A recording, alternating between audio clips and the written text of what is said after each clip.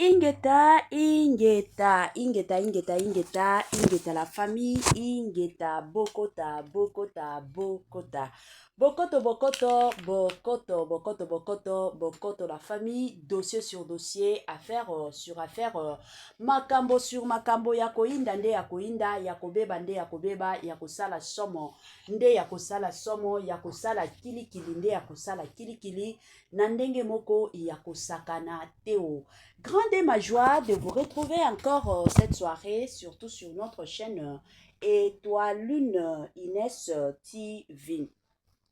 Salut, salut, chers Bouchos, salut, chers abonnés, salut, chers connaissances, salut surtout les amis de Étoile Lune Inès TV. J'espère que vous allez bien. Quant à moi, je suis le bien, super bien, par la grâce de Dieu. Chers Bouchos, chers abonnés et chers connaissances, yalelo toye lisusu bandeko nanga ka ndenge na yebisaka bino soki ya koloba ezali tokoya soki ya kobetela sete ezali tokoya soki ya kosolola ezali toyaka toujours na ba dossier ba situation pe ba circonstance na ndenge moko ya kosakana te. Lelo toye bandeko nanga ka ndenge na yebisaka bino soki mokili ningani Zaire eziki en tout cas ezalaka toujours musala ya mama Étoile Inès TV aya abeta sete aya asolola. Oh, Congo na biso, ba dossier tellement keza ebele, makambo tellement keza ebele bandeko nanga, matière ezanga na kateo,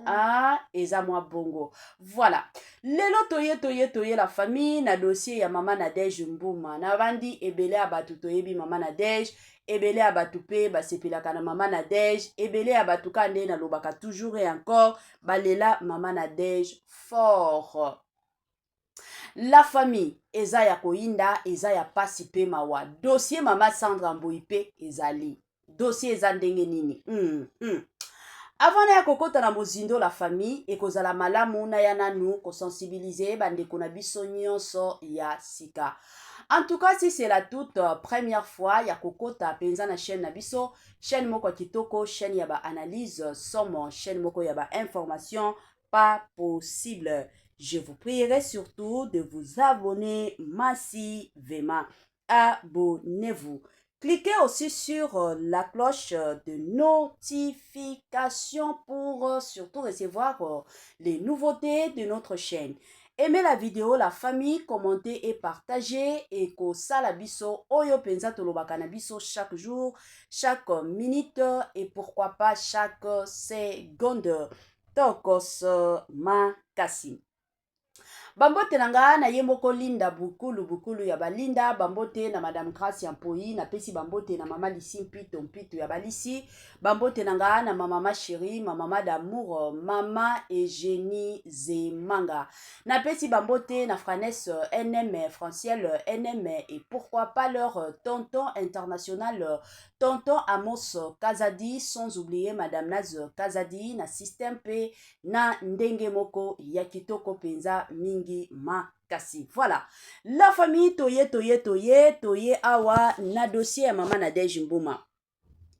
Ebele abatu toyebi mama Nadège Mbuma aza bongo mwasi ya pasteur Atoms. Mwasi o babala na penza na kibulenge nyonso. Mutoko ya koloba awa teke no. Mama Nadège pe azalaki chérie ya mutuki ngande façon toko swana awa. Biso nyonso tomona série oyo pasteur Atoms azobala mama Nadège, en tout cas otala mama Nadège azalaki penza mwana muke, azalaki penza makambo ya mibali atikala na ekoyeba te. Donc bolingo ya mama Nadège na papa Atoms ezalaki penza bolingo moko ya liboso pona mama Nadège eza bongo. Lelo oyo baza marié, ba parena ba couple kande tomona ti na ba pays ba mosusu bazalaki na ba Afrique du Sud ba bengisi bango ba kende ko parrainer ba couple kutu ya Congo n'en parlons même pas, ba couple ya ba poto ba parena. Au-delà de ça, pas seulement ko parrainer bazalaka pe pona ko kende ko pesa ba conseil na ba couple oyo baza na besoin ya ba conseil eza bongo. Mama Nadège azalaka femme moko exemplaire. Naba star gospel chrétienne, tout le bango bongo, voilà. Maman Nadège aza parmi basi oyo penza totikala koyoka teke mama Nadège wana brisé silence mama Nadège wana ye koloba ye mingi soki aye koloba ezalaka ka ba témoignage ya vie na ye à part ba témoignage ayaka pe koloba ko conforter batu wana penza ezalaka ye na ko conforter batu wana nde okomona mosusu pe akotisaka mwa témoignage ya vie na ye mpona kopesaka batu courage batu bayeba ke quel que soit les moments difficiles ozoleka nango makambo kosimba eza bongo. Alors toyaki kovanda il y a presque, si je ne m'abuse pas, 2 semaines et 2 mois, 2 mois à 1 mois tomonaki moi koyokana ya makasi entre mama Nadège na mama Sandra Mbouyi bakomaki kosala ba répétition ensemble. Déjà moi mbutu ezalaki ke non bazolinga babimisa nzembo. Il y avait même de ces personnes au balobaki ke en tout cas liaison na bino ekozala penza kitoko soki bosangani penza bino nyonso mibale bozalaka na ba voix moko pointu soki bosangani en tout cas vous allez chanter très bien. Tout le monde a qui ba commentaire à batou. Il y avait même de ces personnes au babenga mama Etoiline balobi mama Etoiline betelango nanu lisolo talaka makambo ya bongo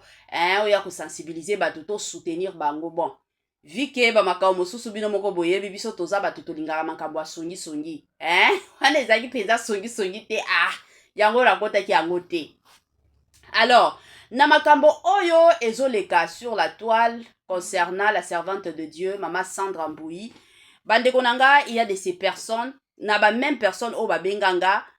ba personne wana baye ko benga lisusu mama Etoiline balobi mama Etoiline mais comme kande to oyo kalibala mama Sandra Mbouyi kufa depuis kala donc na ba temps o nyonso mama Nadège azokenda ko fréquenter femme divorcée papa Toms pe azo permettra ka mama Nadège akende ko fréquenter sœur Sandra Mbouyi aussi longtemps que sœur Sandra Mbouyi aza déjà divorcée. Et ça la batu mosusu kutu baye kopesa nga exemple balobi balobaka soki osangisi tomate ba tomate oyo eza bien na tomate oyo eza ya kopola oyo ya kopola plutôt ekobebisa pe ba tomate mosusu. C'est de la même façon avec Sandra Mbouyi. Mama Sandra Mbouyi auti ko divorcer normalement il faut pas asangana na mama Nadège Mbuma. Donc naka oyo la famille la plupart des gens ba komi ko banga bakomi pe kosilikela papa Toms que papa Toms il fallait pas osangisa mama Nadège Mbuma osangisa ye na mama Sandra Mbouyi po mama Sandra Mbouyi aza déjà divorcé akoya ko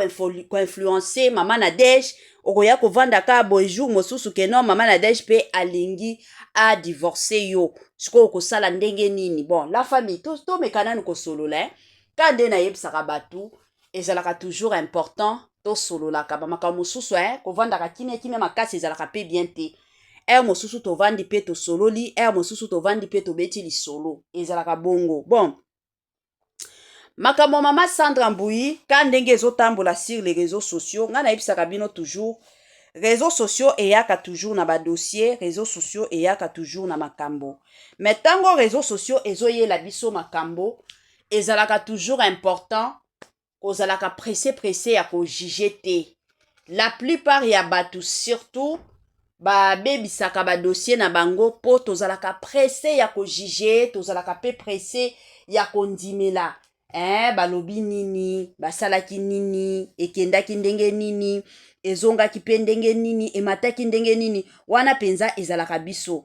yango penza ebomaka pe batu ebele ya batu ebomaka benza bango na sens wana. Na makambo oyo ezoleka ya mama Sandra Mbouyi la famille na mekananu koloba na se ya moi oyo na bandako ya mabala nyonso eza na libala oyo moko te oyo biso tokoya koloba awa teke non libala wana ba oyo nde baza bien na ndako na bango tout va bien ba oyo nde esimbaka te. Mabala nyonso eza kaka na leo eleba mabala nyonso eza kaka na oya bango mutu na libala na ye azo vivre oya ye. C'est comme ça. Lelo toye kosutuka ya mama Sandra Mbouyi mais la plupart des gens bazobosana ke bango pe na bamanda kwa mabala na bango bazana makambo munene koleka kutu ata mama Sandra Mbouyi. Eza na mibali mosusu lelo oyo soki bazosala kindumba basalaka kindumba na mwasi moko te bazosalaka kindumba na basi kilikili me bakoya kobeta lisolo te ata soki bango bato wana baza bato ya media baza bato ya réseaux sociaux bakoya kobeta lisolo na bango te me ya baninga parce que baza bastar parce que bango bapona na bango yesu nde eza na bato bakoya kolinga kobakisa c'est comme ça na dossier ezoleka na mama na vie ya mama Sandra Mbui eza situation moko eza privé nakoki koloba ngo bongo eza situation moko penza eza privé ata soki lelo oyo eyaki kobima sur les réseaux sociaux mutu oyo abimisaki sur les réseaux sociaux dossier oyo asalaki mabe na libala nyonso lelo tokoki koya oui bien sûr mobala mama Sandra Mbui asala mabe abima na mwasi na nunu na bango azalaki mwasi na ye donc na bata oyo nyonso mama Sandra Mbui azokanisa ke no aza nunu alengelaka biso bana nzoka nunu wana nde mutu aliaka na nsima soki mama Sandra Mbui aza te ye azoliaka la famille la plupart ya mibali tolo bango lelo nazomeka nanu kopesa conseil na bamama la plupart ya mibali bazalaka makasi te neti biso basi nzambe asalela biso grâce ya makasi mwasi akoki kovanda na ye pendant des années sa mobali mais tandis que mobali ce n'est pas le cas surtout mobali oyo asi abala yango bomonaka la plupart ya mibali soki azalaki marié eye kosala ke no mwasi na ye akufi la plupart ya mibali bamisusu basalaka ta inane te akoki kolanda mwasi na susi me bamosusu omona ka ntango bazokunda wana 5 jours eza ebele deja si abima na mwasi mosusu bazalaka bongo donc eza ndenge nzambe akela bango sikoyo ntango tookotaka na bandako ya mabala tozwaka deja baprécaution eza vraiment important eza na basi mosusu bamibengaka moi je suis une femme d'affaires oui bien sûr bavoyage kilikili ntango voyageaka sikoyo mobali na yo otikaka ye na nani na makambo oyo nyonso ekomeli mama Sandra Mbui tokoki koloba te ke no mama Sandra Mbui aza kaka ye innocente mobali na ye aza innocente te eza na bakote mosusu mama Sandra Mbui aza na bafaute na ye aza na baerreur oyo esali eza na bakote pe mosusu mobali pe asala baerreur mosusu déjà dès le départ toi une femme mariée soki lelo ye kosala ke musala na yo esengi o voyageaka ekozala toujours important salaka ba voyage na mobali soki mobali aza disponible te rassure-toi que place ozokende eza place oyo kosala ba une semaine te soki kosala ba jour ebele ezala ba 5 jours ozongi soki ata soki eza mbongo priorité d'abord ta vie bomoni mbongo nga nalobaka toujours mbongo ezalaka neti bapapier ekoki koya lelo osalisali otie yango obombi me lobi kuna mwa likambo moko ya munene makasi ye kokwela yo ka mbongo bando ekotia wana nyonso utiliser yango otikali maboko pamba c'est de la même façon otala pe mabe na mosika omi lobeli yo moko keno ndenge nazo voyageaka bongo parce que ndenge eza boye mwasi nyonso soki abali ayebaka mobali na ye ke mobali nanga aza mutu moko alingaka kolia mobali nanga aza mutu moko alingaka kolala mobali nanga aza mutu moko alingaka kolata donc na kote oyo oyebeli mobali na yo oyebi ke awa soki nakei 5 jours akoki kokotisa mwasi mosusu na ndako et surtout mpona bato oyo basambelaka diable alandaka basala nzambe donc ni moindre erreur ka boye c'est fini yasi akoti wana ezalaka diable siko soki oza penza na sagesse na maturité te yango bomona mabe ekokota imagine bolanda bino nyonso témoignage ya sœur Deborah Lukalu tango ba video ya mobali na ye ebimaki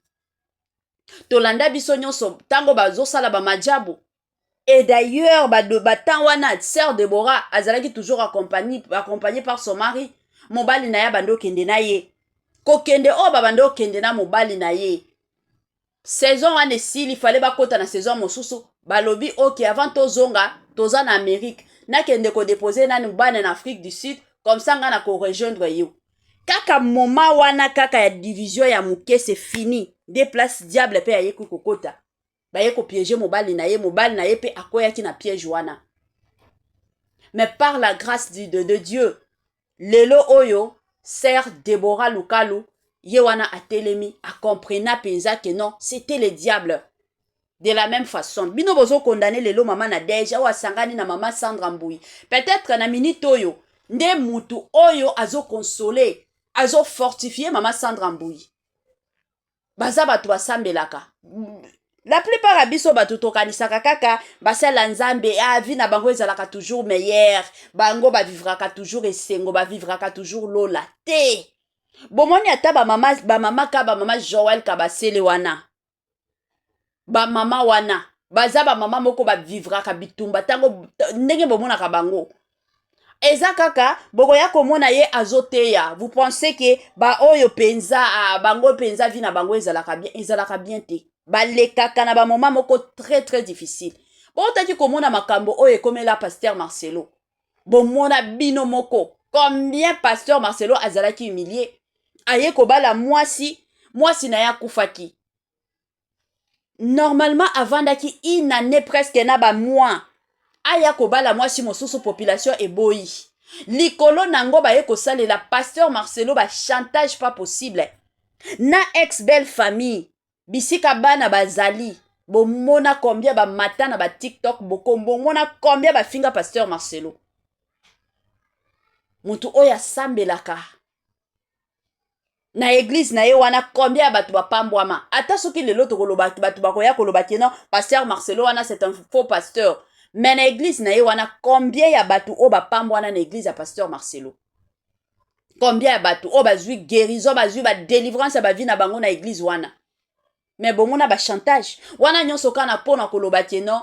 mwana nzambe nyonso alekaka toujours na ba épreuve eza na mwana nzambe moko te oyo alekaka na ba épreuve te siko na ba moma ya bongo ezalaka nde ba moma oyo mutu nyonso azalaka na besoin ya mutu oyo aza na même pied ya spiritualité lokola ye.